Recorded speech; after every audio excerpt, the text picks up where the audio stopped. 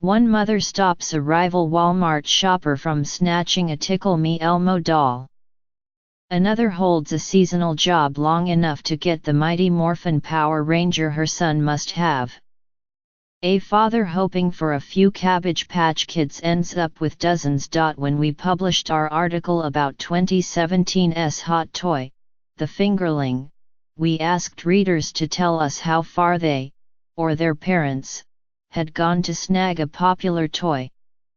Almost every story we heard was from a time before the internet opened up so many shopping options.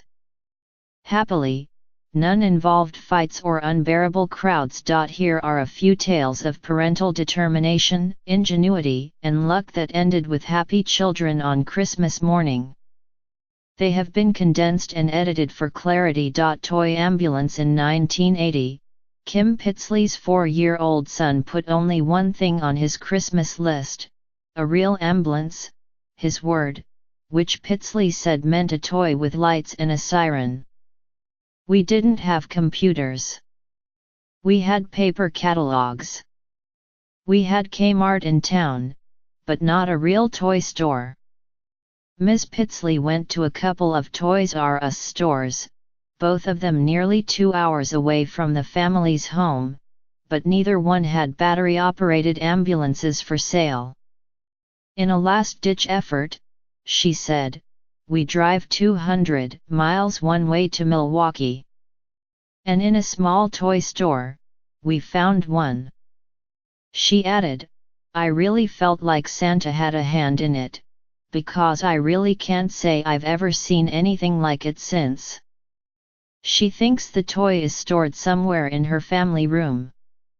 I would bet you if I went into the truck box, I'd be able to find it. Nintendo WII. In 2007, Mary Haffey Rippert stood outside a Best Buy store at 4 a.m. with the goal of buying a Nintendo WII for her 3 sons. When the store opened, the manager told the crowd he had none. She spotted an empty WII box that was part of a display and persuaded the manager to give it to her. I wrapped an old laptop in a towel and slipped it into the WII box to give it the proper heft, she said. Then I wrapped the box and put it under the tree. The family had planned to leave town after gifts were opened Christmas morning, so the boys wouldn't have time to set up the gaming console. By the time my boys got back into town, she said, the WII would be back on the shelves and they would not be the wiser. Cabbage Patch Kids. In 1983, Cabbage Patch Kids were flying off shelves. Holly Powell really wanted one, but there weren't any to be found. Her father worked in a store that stocked hardware, toys, and other goods. That meant he could order the dolls from a supplier. Because of demand, the store never got any Cabbage Patch Kids to sell. So her father started making extraordinary requests, Ms. Powell said. He said, heck, let's just put down 288 every week. One day, a surprising shipment came. The store got like 168 dolls.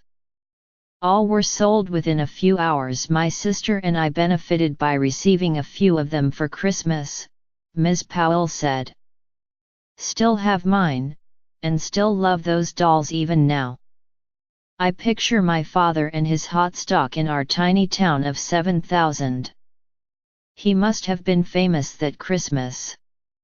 Mighty Morphin Power Rangers. In 1993, John Secondi wanted Tommy, the White Power Ranger, one of the most anticipated toys of the season. Before Thanksgiving, his mother got a job at KB Toys. She trained and worked many shifts through the holiday season, until the toy was released, Mr. Secondi said. As an employee, she was able to buy 3. He added, once she was able to get 3 of the action figures I wanted, for me and 2 of my friends, she quit.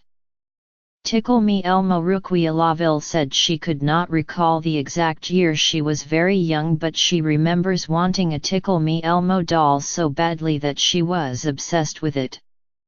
One day at a Walmart store, Ms. Laville's mother put one in their cart.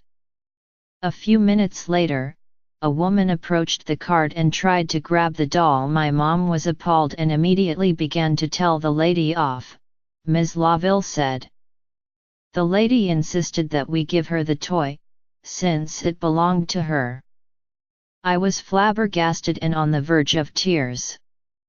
The woman offered $100 for the toy, Ms. Laville said. Done, her mother said, taking the cash. She then wheeled the shopping cart, with Ms. Laville in it, back to the toy section, where one Tickle Me Elmo had been left in the wrong spot. Like the $100, that doll is long gone now. We cleaned out all my toys at one point, Ms. Laville said, and I probably donated it. Bulldog Tank. In 1958, Michael Hill's parents did not need to fend off a rival shopper from taking the Bulldog Tank toy he wanted.